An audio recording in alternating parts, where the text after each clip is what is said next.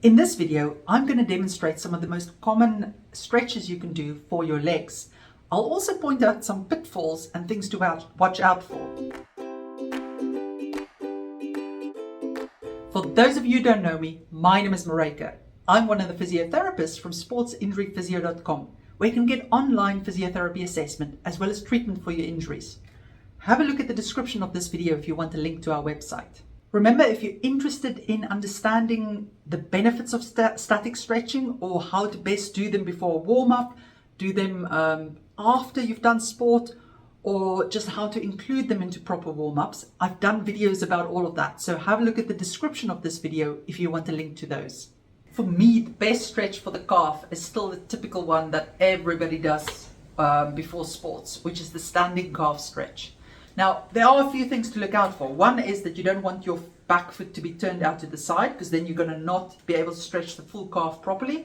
And the second is that you want that back foot's heel flat on the floor so that you can actually get a good stretch in it. If you feel that you've got to lift it up, your feet are too far away, open. So let's have a look at how that looks.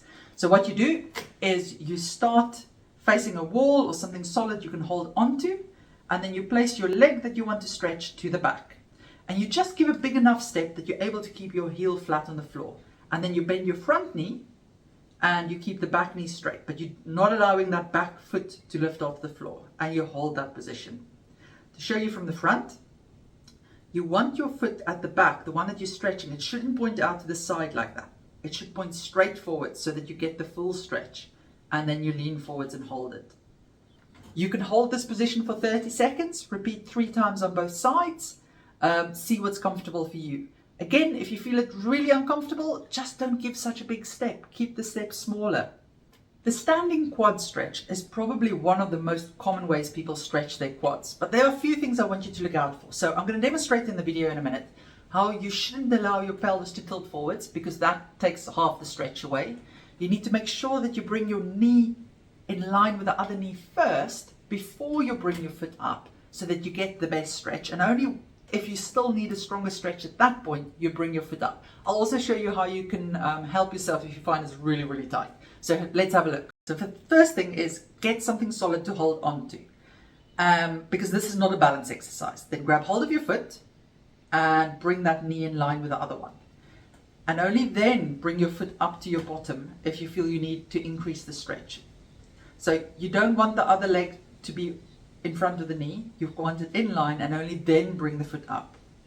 Also, you don't want to allow your pelvis to actually come forwards. You want to pull your tummy muscles in to keep that pelvis back, and only then bring your knee in line, making sure the pelvis doesn't go, and then keep your heel to your bottom. Sometimes people find that they just can't reach their foot when they do that. If that's the case, you can really benefit from using a belt or something around, even a towel around your foot. But usually something, in the example I'm going to show you, I use a stretchy band. That doesn't work that well. It's better if you use something that can't stretch, like a towel or stretching, what do you call it? Stretching belt. What you want to do is hook the belt around your ankle, then get your position, pelvic tilt back, knee in line, and then you pull your heel up. But you can see how the stretchy band doesn't work that well because it stretches too much. So use something that doesn't stretch.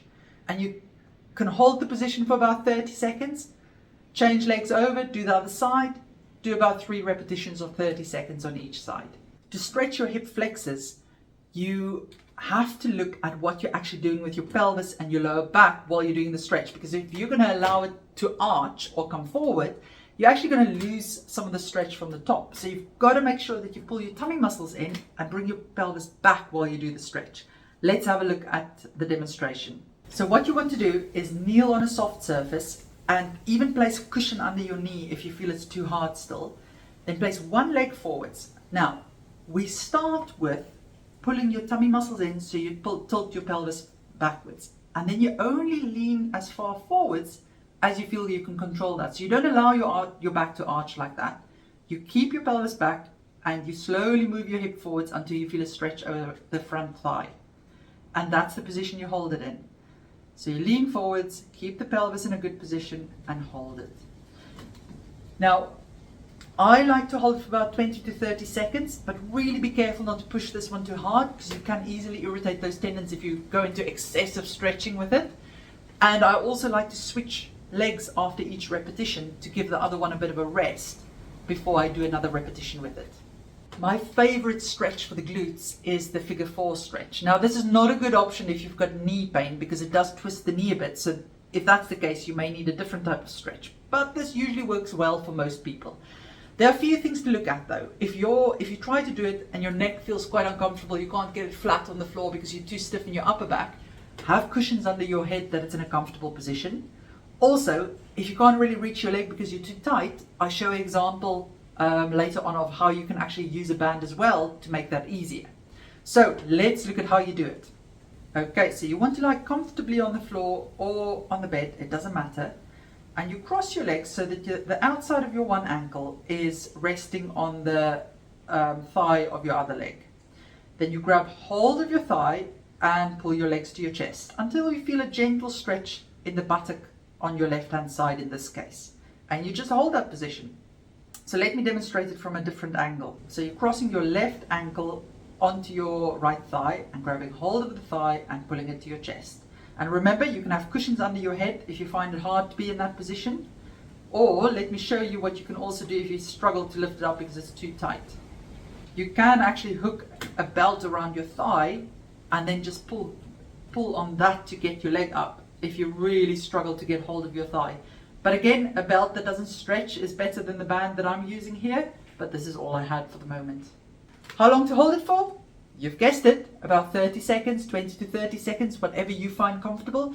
If you're holding it for shorter holds, like 10 seconds, you just do a few more repetitions, so about 6 repetitions. We're looking for a minute to a minute and a half's worth of stretching altogether. So 3 times 30 seconds, or if you're doing 10 seconds, 6 times 10 seconds, 20 seconds, 3-4 times 20 seconds.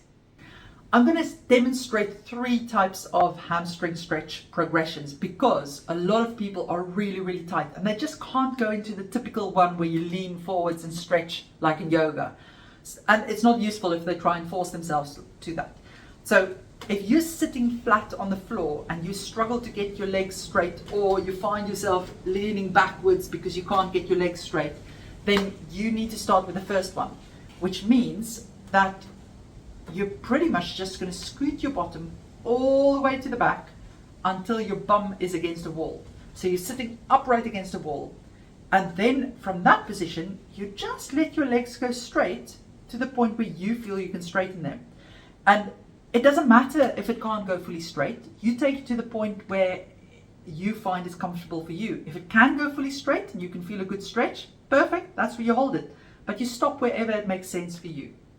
Okay, so if you find the one where you're sitting upright against the wall too easy, then you can start seeing if you can start to lean into it. And it's the typical type of stretch where you pull one leg up and then lean over to the other one. Now, if you're really flexible, you can have that one leg up and let it fall out to the side. But if you're not that flexible, you can just bend it up and have it upright there. So let's look at these. So you're sitting with a leg to be stretched out in front of you. And like I said, you can have it out to the side of the knee and just lean forwards. But if you're really tight, you can have that leg bent up and lean forwards. Now, I'm not reaching for my toes. I'm just taking my hands down my leg to the point where I start feeling a gentle stretch under the leg. And the first step before you even start to lean is that your knee has to be able to go straight on the floor. If it can't do that, you don't lean, you just sit in that position and try to get your legs straight first. So it's really important not to force these. You take it to the point where you first feel a bit of a stretch, and that's where you keep it. If you start to force a passive stretch, the body's reaction is to actually brace and not allow it to relax. So it's counterproductive. You want to hold it for again 20 to 30 seconds, and I like switching my legs that you give the one a rest while you're stretching the other. Excellent. Hope you found this useful. Now remember, if you need more help with an injury, you're welcome to consult one of the team via video call. The link to the website is in the description of this video. Take care.